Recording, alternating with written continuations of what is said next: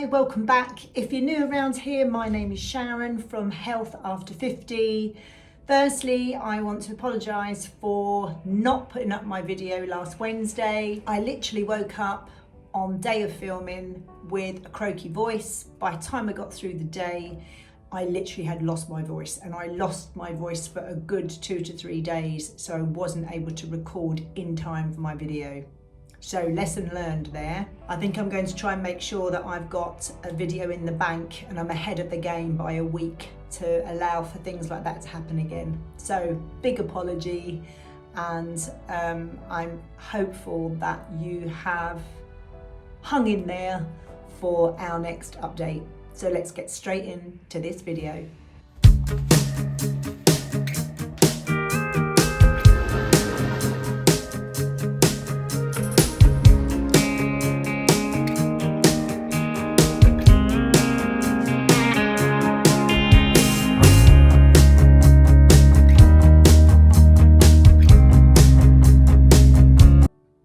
Over the past few weeks, we've been preparing our home to go on the market as a part of our relocation journey. And what I've massively realised, it's not all about just preparing your house for sale. It's everything that happens leading up to that moment that really matters. And that's from decluttering, preparing each room, painting, cleaning, removing furniture, replacing items, refreshing items, pressure washing, garden patios, removing plants, weeding, putting bedding plants in, tidying up your garden and your seating area, ready for photography, basically getting your entire house ready for photography. And that is a huge, big process before you even get to the market.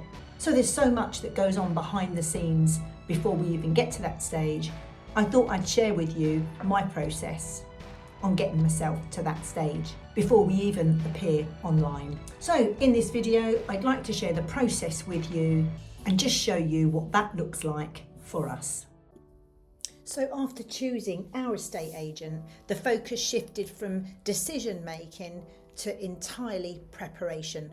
This is our next stage, our next phase of our journey.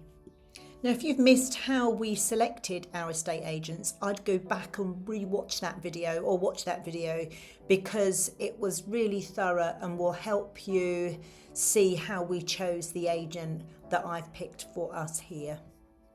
Now, I thought it'd be easier if I demonstrated some before and after photos to show you my process.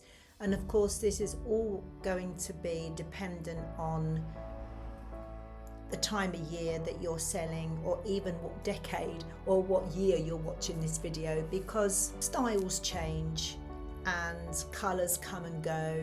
But for the most part, keeping things as neutral as possible, as what is perfect for me, and the colours that I like are going to be very different to you. But if we keep things natural and we keep things clear and clean, then we are presenting our house in the best way we can.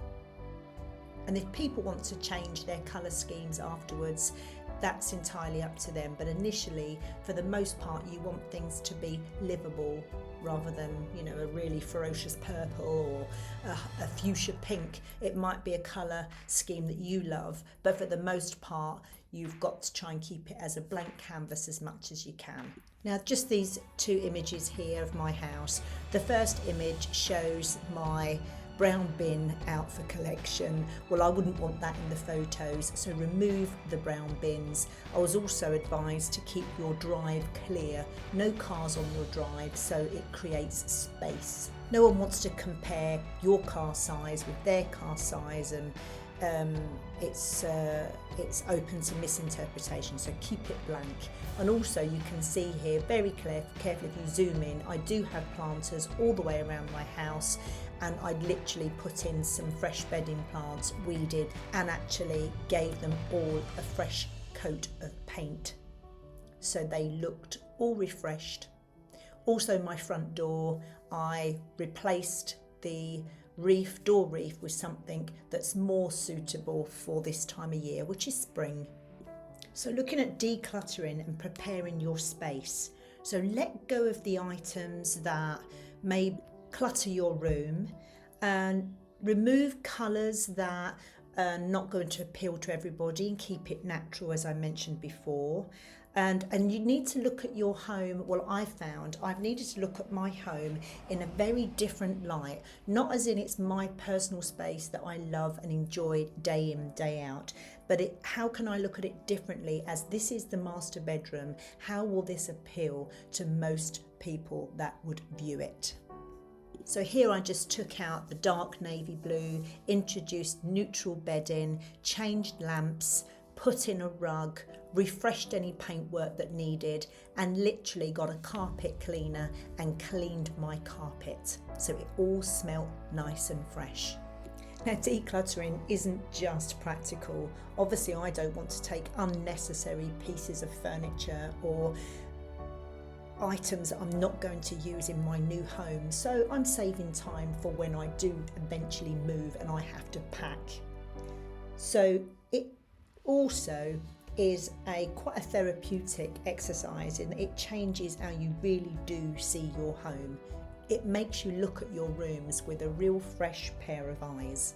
Now, looking here at my dining room, I didn't really change too much. Yes, I did do a little bit of fresh painting, and I did change my chairs in the sense that I didn't want to replace my chairs because that would have been too expensive, but I did just replace the coverings.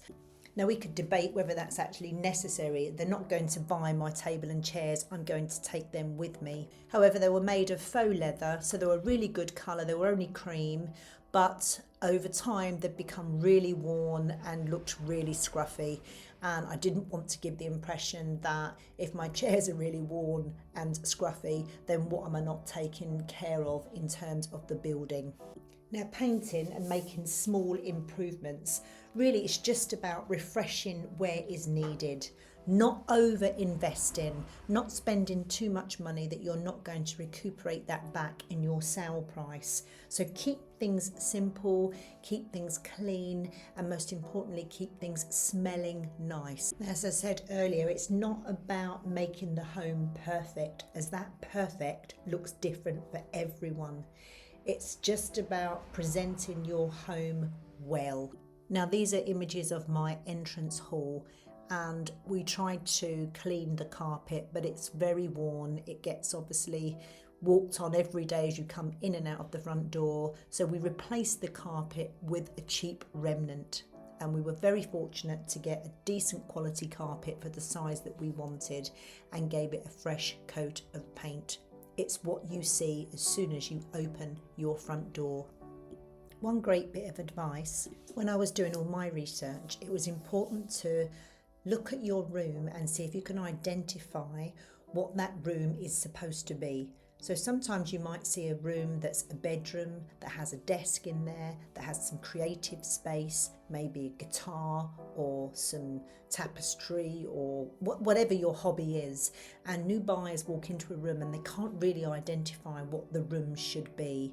So I've done some research on this, and if you want the room to be displayed as a bedroom, because it's important that you display all 3 bedrooms to get as much of bedroom as you possibly can, then strip out all those hobbies, put them all away for now, and obviously it's about preparing your home for somebody else to walk into, not as you see it and work with it on a daily basis. I hope that makes sense. So here in this room, you can just about see in the corner, my husband, who works from home, was using our sitting room as his office. So we decided to remove his office from the sitting room and just redesign the room as a sitting room space with a lovely inglenook fireplace, and then use the study to incorporate both his office space and my office space.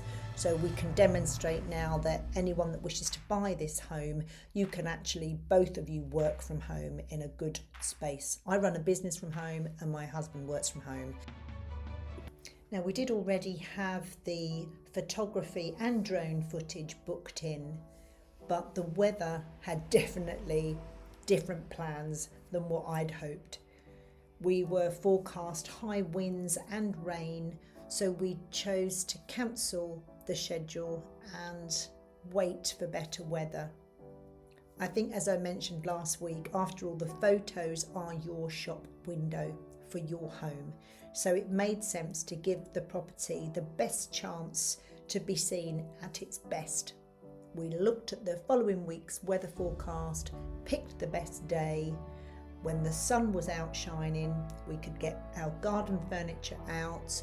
We could get all our cushions out, tables and chairs, show that there's a nice space for al fresco dining, and literally got to see the property in sunshine. It was wonderful.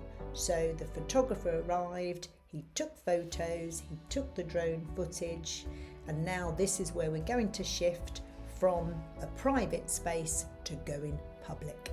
This is now the moment that your home becomes visible to the market. So where are we at the moment? Well, the house has been prepared. The photography and the drone footage has been completed. We have authorised everything and we have now gone live. And it's a strange and exciting stage, knowing that our next process is opening our doors to the market. So in our next video, I'll share what happens when the property has gone live and what it feels like knowing people are starting to view your home for the very first time. Because selling a home isn't just a process, it's the beginning of a whole new chapter. I'll see you in the next one. Bye for now.